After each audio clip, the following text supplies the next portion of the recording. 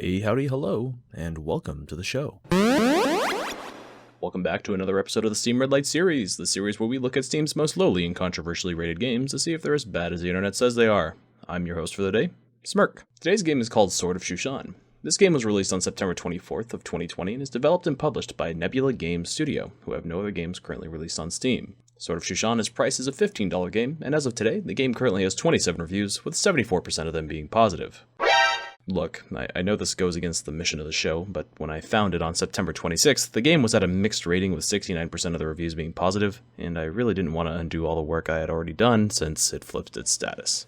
The game is a strategy RPG, or SRPG for short, where you take command over a group of units which continue to grow as the game progresses. Each unit has their own set of skills and a weapon type that's mostly unique to themselves. As you go through the maps, your units gain experience which turn into levels, which turn into more powerful skills. Each unit has 3 weaker skills and 1 penultimate skill that you can only rank up at certain levels. You earn currency called Spirit Stones that help you purchase consumables or equipment upgrades which further allow you to develop a unit's archetype. Units in this game are also associated with one of the 5 elements. The 5 elements in the game are fire, metal, wood, earth, and water. Each element that points to another has advantage over it, meaning that damage from that type will do more damage, while the disadvantageous will do less. When you start the game, you can play on one of the 3 difficulties available to you: easy, medium, or hard. Easy has no description, and I didn't try it, but it might be safe to assume it either reduces the enemy counts and frequency, or it reduces enemy stats. Maybe both. Medium mode highlights that the game can be saved at any point, so you could revert to a previous save if an unfortunate event occurred during your playthrough. There's also no punishment for member death, while Sword of Shushan doesn't have permadeath, whereas one of your characters stay dead if they die in a map. You'll receive less Spirit Stones at the end of a map. Your defeated character will come back in the next map. Lastly,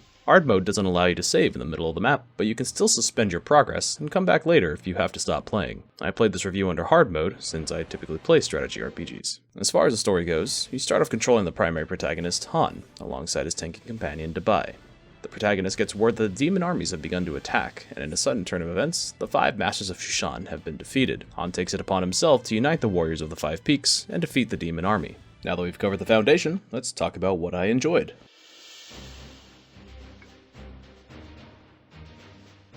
The overall gameplay is enjoyable.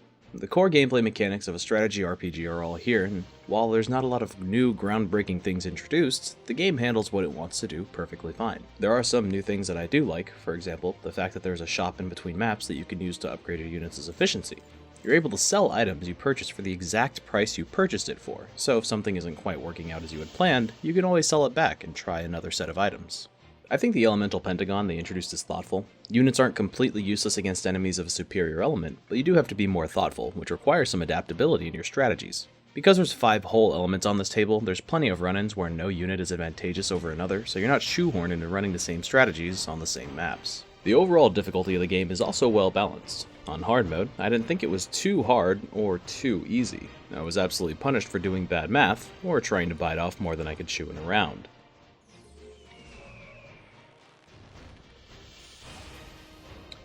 I missed. Holy shit, are you fucking kidding me? It's XCOM, baby!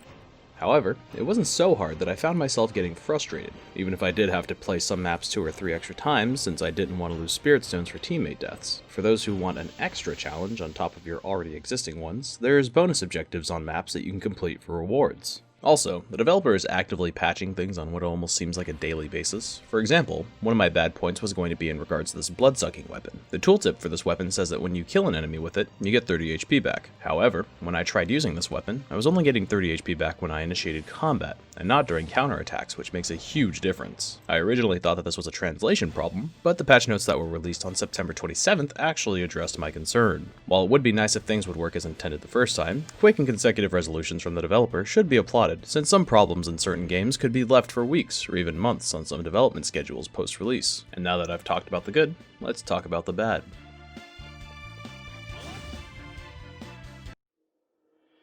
This game suffers from some pretty wild translation problems. It's very clear just in the overall presentation that this game was made for a Chinese audience first, and then translated to make it a little more accessible to Western markets. While a lot of the translation errors are present mostly in the character dialogue, which just leads to some funny lines like these. Lingyon Peak of Shushan Mountain has been captured, so the village at the foot of the mountain is naturally our booty.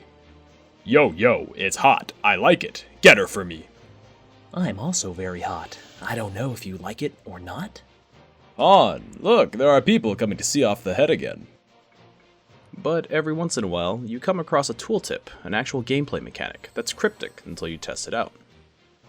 Make a friendly army null and unaffected, inactive attack, or invalidate after 1 round. Increased first attack after...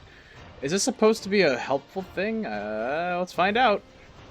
Another problem in that same vein, Chinese characters capture more words succinctly than English ones do. Because of this, text boxes constantly can't fit all the English words at one time, and in some character dialogues you actually lose out on some of the text since there's no scrolling. It just goes to the next piece of dialogue. Finally, she was killed by the Shizu demon. The elder martial brother, Han. Oh wait. Wait, what? They just said the, and then they went straight to the next line? If you haven't noticed the music by now as it plays in the background, it sounds pretty bad. The music in the game constantly sounds like it's playing over the intercom at the DMV, or being played through the receiver of a telephone. Not only that, there's also some pretty jarring cuts when it goes from player phase to enemy phase.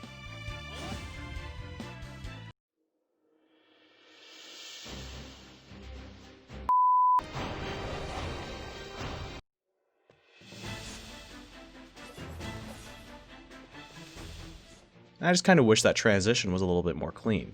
Finally, there's no variety to the music in the 6 chapters that I've played through so far. The player phase and enemy phase music haven't changed. I guess if you wanted to fix this yourself, you could just turn off the in-game music and play your own. I'm taking it a favorite town.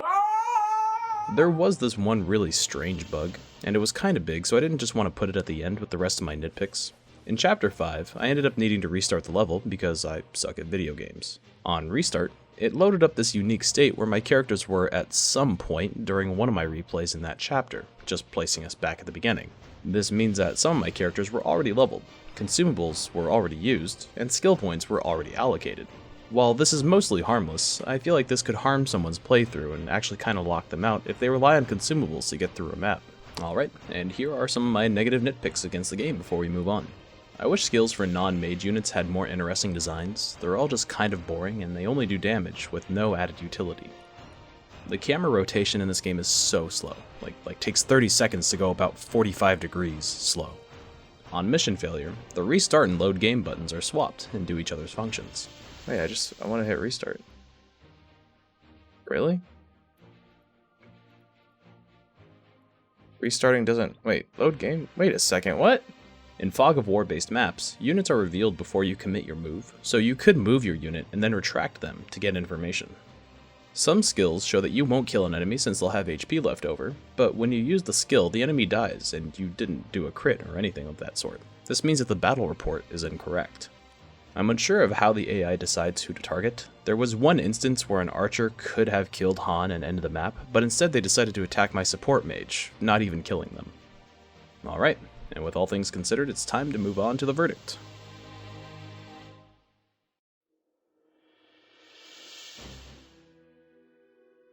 The overall gameplay is good, the difficulty is well balanced for an SRPG, the developer is agile and quick to fix bugs, there's a hell of a lot of translation errors, the music in the game is repetitive in addition to not sounding that great. I'm happy to say that I can recommend Sword of Shushan. While this game won't appeal to everyone, I think that the game captures the core gameplay elements of SRPGs, and I genuinely enjoyed playing it, and hopefully look forward to completing it. However, if you are not a fan of SRPGs, there's probably better games for you to get introduced to the genre with, like XCOM or Fire Emblem or the Advance War series. Well, this was a bit of a weird one given that the game wasn't that controversial and ended up not being a bad game anyway, but I can't expect to find a gleam light every time, huh? Before you go, don't forget to like the video if you, well, liked the video. Share the video if you like the shade of light I shed on thee. Comment on what you thought about this episode, or the game overall. And lastly, subscribe if you couldn't shirk the smirk, and maybe I'll see you next week.